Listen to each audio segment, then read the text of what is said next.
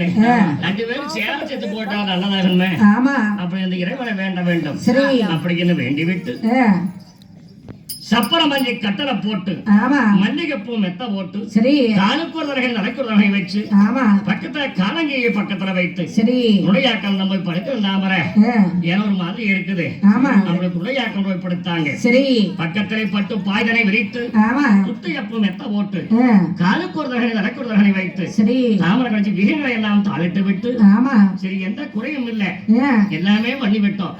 அப்படி என்னும் நித்திரையும் தூக்கம் பண்ணா நீதியாகும்.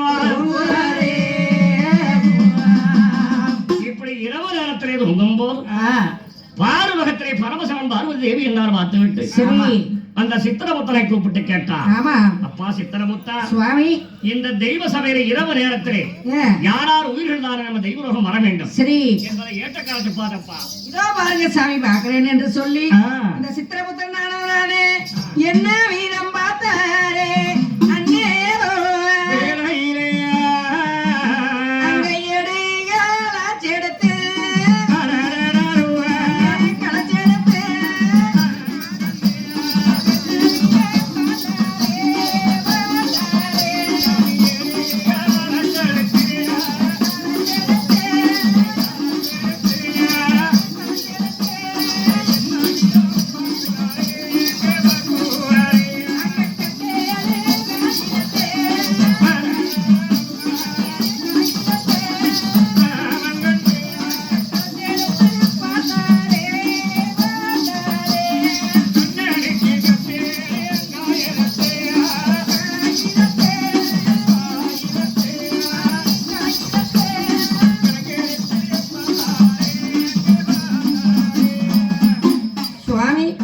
பொன்னிவள நாட்டுலீங்க உன்னுடைய கவனம் தாமரை கவனிச்சு உசுராப்பட்டு இங்க தெய்வ சபை வரோன்னு இருக்குதுங்க இன்னைக்கு.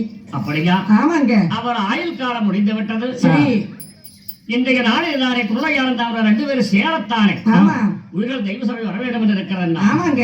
அப்படியா? அப்படி என்று சரி பரமசிவனாக பிரதான தூதமர்கள் அழைத்தார்.